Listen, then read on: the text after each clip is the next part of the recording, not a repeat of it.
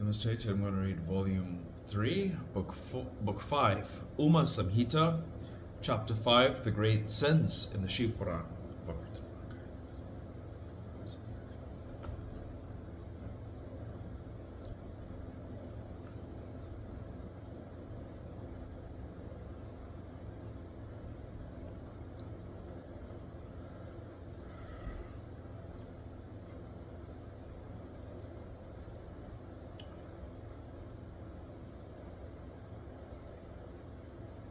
Hariyam Tatsat. Vyasa said, O Holy Lord, Son of Brahma, obeisance be to you. Please describe those living beings who are engaged in sins causing their fall into great hells. Sanat Kumara said, I describe to you in brief the living beings who are engaged in sins that cause their fall into great hells. Listen attentively, pondering over another man's wife and wealth, wishing for the ill of others mentally, conception of various evil actions, and ardent longing for various mean acts. These are the 4 types of mental activity: unconnected jabber, untruthful utterance, displeasing words, and backbiting. These are the 4 types of verbal activity: eating forbidden food, violence, wild goose chase, and pilfering of others' property. These are the 4 types of physical activity. Thus there are 12 types of activity intended to achieve 3 aims. I shall explain their further subdivisions, the results of which are endless and manifold. Very great is the sin of those who hate Lord Shiva, who enables people to cross the ocean of worldly existence. They are sure to be immersed in the ocean of hell. Those who censure the propounder of Shiva's perfect knowledge, ascetics, preceptors, or parents, are mad. They fall into the ocean of hell. The following 6 are the great sins attended with endless evil results, viz., censure of Shiva, censure of the preceptor, censure of Shiva's perfect knowledge, misappropriation of the wealth of the Lord, destruction of the wealth of Brahmins, and the foolish stealing of the sacred text of Shiva's perfect knowledge. The following 2 are great sins, and those who commit them are great sinners: those who do not take delight on seeing a well-arranged worship of Shiva, who do not bow to or eulogize it on seeing his phallic image that is worshipped, those who do not scrub, clean, and sanctify the spot of worship during festival days, those who do not duly cooperate with the preceptor in their sacred rites, those who misbehave as they please, play about mischievously, and do not render service in front of Shiva or in the presence of the preceptor, those who eschew Shiva course of conduct and discipline, those who hate Shiva's devotees, those who begin to study or write about Shiva's knowledge without worshipping, those who give without justice or justification, those who listen or recite indiscriminately, those who sport about covetously, those who pursue false knowledge or do not have proper rules and regulations, those who lie down and sleep in dirty and clean spots, he who abuses Shiva's story and knowledge and begins to expatiate on other things, he who does not speak the truth, he who does not make gifts, he who is bodily impure and begins to explain or listen to Shiva's story in an unclean place, he who begins to listen without worshipping the preceptor,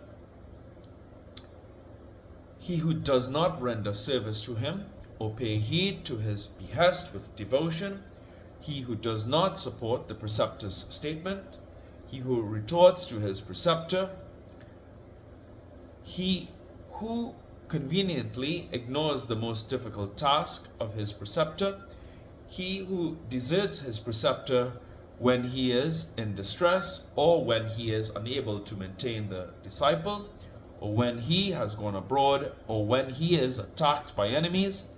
He who treats with contempt the teacher of virtuous activities and ability to discourse, he who disrespects the teacher's wife, son, or friends. O excellent sage, these activities are as sinful as censure of Shiva. The murderer of a Brahmin, the addict to wine, the habitual thief, the defiler of the preceptor's bed, and he who associates with these is the great sinner, fifth in all. He who kills a Brahmin out of fury, greed, fear, or hatred, or uses heart-rending taunts becomes a slayer of a Brahmin.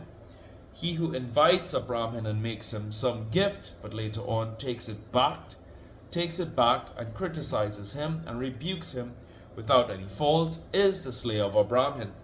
He who, being arrogant of his gift of learning, puts to shame any good Brahmin, keeping silence and indifferent in the assembly, is also a Brahmin slayer. He who pretends to have the qualities he does not have and gains recognition for the same, and he who conceals his bad attributes is a Brahmin slayer. He who hinders cows when bulls mate with them, or Brahmins when they seek preceptors, is called a Brahmin slayer. He who forcibly occupies the land given in support of the temples, Brahmins or cows, though the lease might have lapsed due to a flux of time, is called a Brahmin slayer. The misappropriation of the wealth of the deity, or a Brahmin, and wealth earned through injustice is no less than the sin of slaying a Brahmin, undoubtedly. If a Brahmin learns the Vedas and acquires knowledge of Brahman and Shiva, but eschews it later on, he commits a sin equal to that of drinking wine. The abandonment of sacred rites, worships, and the 5 daily sacrifices, after performing the same for some time, is attended with a sin equal to that of the drinking wine. These are terrible sins, like the murder of a Brahmin, abandonment of parents, perjury, lying to Brahmins, flesh-eating in regard to the devotees of Shiva, eating forbidden food, killing of innocent living beings in the forest, failure to use for charitable purpose the funds left by good men for the sake of Brahmins, and committing of arson in the forest or village or in the pathway of cows.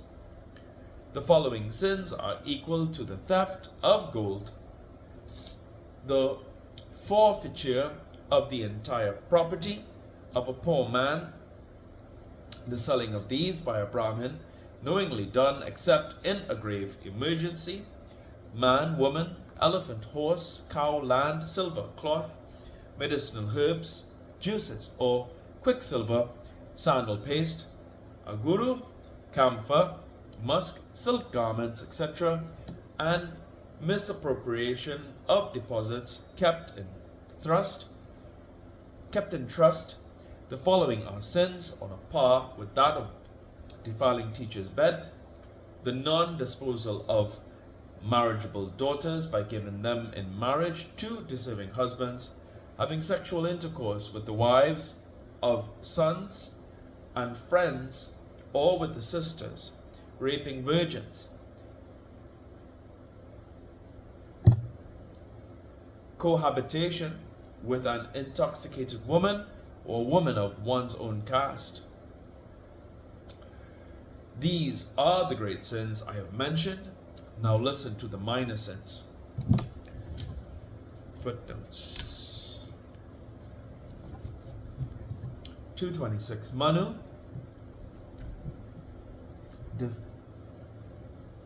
defiers in regard to the number of sins arising from the misuse of the mind, tongue, and body.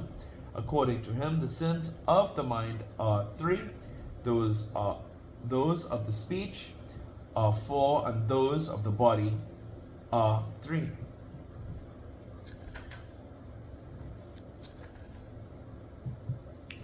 Here ends today's reading of the Shiva Puran.